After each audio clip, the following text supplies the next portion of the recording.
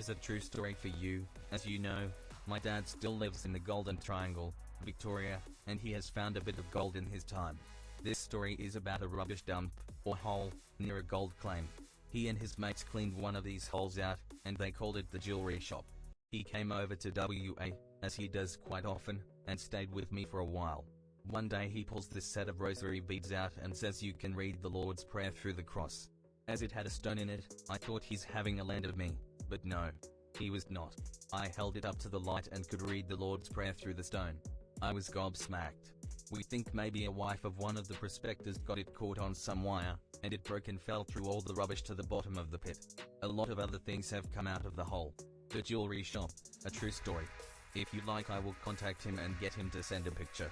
There is another true story, for another day, of Sid Pearson, who have been a friend of ours for 30 years.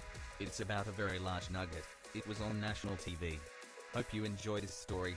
He is still alive, and you should talk to him for some very funny yards. Regards, Chalky.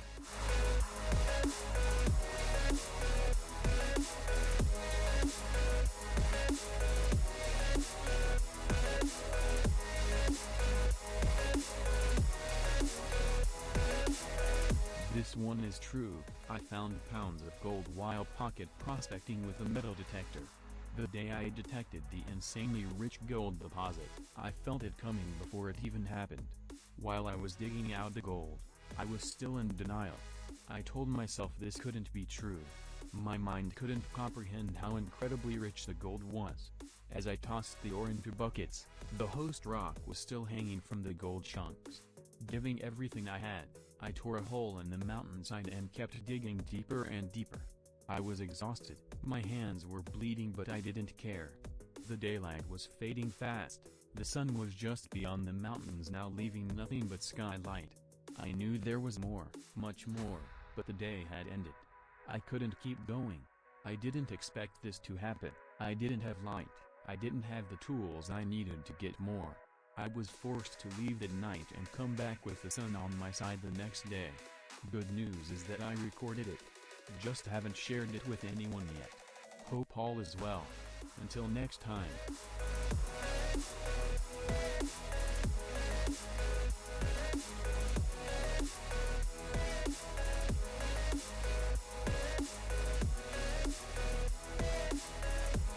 It was a dark and stormy night, very stormy somewhere in Arizona, USA, and a hermit that lived in the middle of nowhere let his dog out to do its thing. Well, this particular hermit was a bit of a drunk, okay, more than a bit, truth be told, so when his dog didn't come back right away, he set out in the storm and rain to find it. He stumbled and called and stumbled, and eventually, an hour or so, the dog heard and came to him.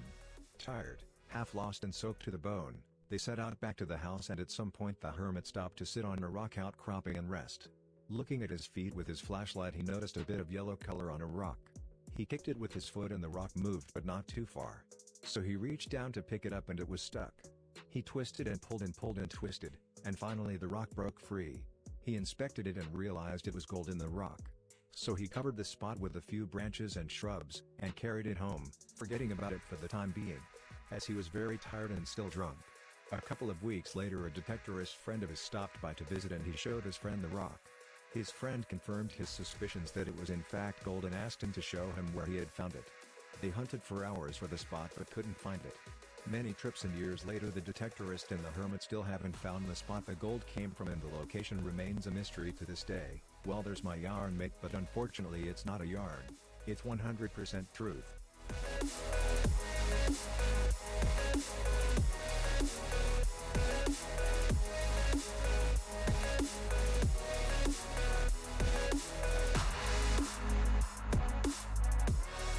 Once upon a time, there was a man named John who had always been fascinated by gold. He had spent years prospecting and exploring, searching for that one big find that would change his life. One day, while exploring a remote area, John stumbled upon a beautiful gold specimen. It was unlike anything he had ever seen before, and he was convinced that it was the mother lode he had been searching for. Excitedly, he brought the specimen back to town to have it assayed. He couldn't wait to find out how much gold it contained and how much it was worth. But when the results came back, his heart sank. The specimen was not made of gold, but of a cheap gold-plated alloy. It was a fake, a cleverly crafted counterfeit, and it was worth nothing. John was devastated. He had put so much time and effort into finding that specimen, and it had all been for nothing.